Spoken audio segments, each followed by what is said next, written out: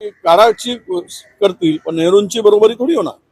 नेहरूंच्या काळात ज्या परिस्थितीतून देश स्वतंत्र झाल्यानंतर आलेला, आणि आज तर देशाची परिस्थिती पाहिली, सगळं असतानाही देश कशा संकटात आहे, कशा पद्धतीनं या देशातील जनता हैराण आहे, हे म्हणून मला वाटतं की 12 वर्ष पूर्ण झाले, पण देशाचे 12 वाजलेत हे लोकांच्या लक्षात आलेलं आहे. वित्त खातं द्यावं अशी मागणी होऊ लागलेली आहे राष्ट्रवादीकडून. मुख्यमंत्र्यांकडे जे वित्त खातं आहे त्यासाठी तटकरेंनी संकेत सुद्धा नाही, तो त्यांचा प्रश्न आहे. कोणतं खातं द्यावं, कोणतं खातं घ्यावं, कोणी किती खावं, कोणी किती ठेवावं, हा त्यांचा प्रश्न आहे.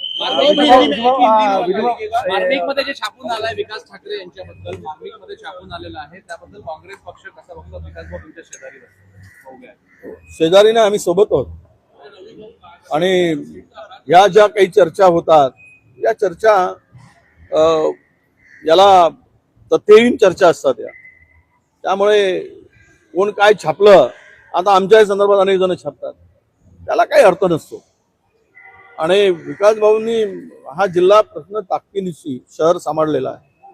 जी काही काँग्रेसची ताकद या ठिकाणी आहे ती विकास भाऊंनी केलेल्या मेहनतीमुळे, संघर्षामुळे हा जिल्हा आहे, हे लपून राहिलेलं नाही. त्यामुळे विकास भाऊंचं आज नाही, अगदी तरुण वयापासून महापौर असतापासून विकास भाऊंनी काँग्रेस बरोबर एक मजबूतीने उभे राहिलेले आहेत. त्यामुळे या अशा चर्चाला काही अर्थ नाही, यावर चर्चेवर कोणी विश्वास ठेवणार शहीदांचा दर्जा द्यावा असं म्हणून कोणाला जे खलिस्तानी दहशतवादी होते, फुटीरतावादी होते, काल त्यांच्या कार्यक्रमात गेले, अमृतसरमध्ये त्यांच्या कार्यक्रमात उपस्थित राहिले. भिंडरानवाले यांना शहीदाचा दर्जा द्यावा असंही ते म्हणाले. आणि काळा दिवस होता, ऑपरेशन ब्लू स्टार हा भारताच्या इतिहासात काळा दिवस होता असंही ते म्हणाले. नाही, कोण काय म्हणतात, त्यावेळची परिस्थिती जी होती देशामध्ये आणि जो निर्णय त्यावेळेस घेतला गेला इंदिराजींच्या काळात, तो निर्णय जर झाला नसता तर कदाचित भारताचे 2 तुकडे झालेले बघायला मिळाले. हा अखंड भारत दिसला नसता. ज्यांचा अभ्यास नाही, ज्यांना काही बोलायचे त्यांचा यावर माहिती नाही, अशा पद्धतीने लोक टिप्पणी करत असतात. पण त्यावेळेस स्वतःच्या जीवाची पर्वा न करता त्यावेळेस त्या जे तिकडे तयारी केलेली होती, आणि तो ठीक आहे, तो ऑपरेशन थोडा मोठ्या प्रमाणात झाला, पण जी तयारी त्यावेळेस झालेली होती ती तयारी पाहता त्या कारवाईची आवश्यकता होती.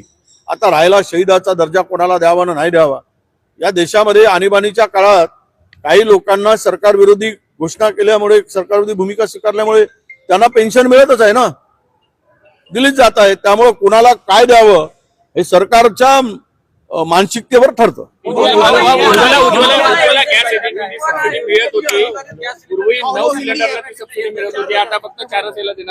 नाही, आता 4 वर आले, अभी 4 पे आहे, आता 4 वर आलेत उज्ज्वलाची सबसिडी, 9 वरून उद्या 2 वर आणतील, परवा 0 वर आणतील. आणि आता मी सांगितलं कालच बोलताना की हे काँग्रेसनी चुलीपासून गॅसकडे नेलं, चूल बंद करून. आता हे गॅस बंद करून चुलीकडे नेणार आहे भारतीय जनता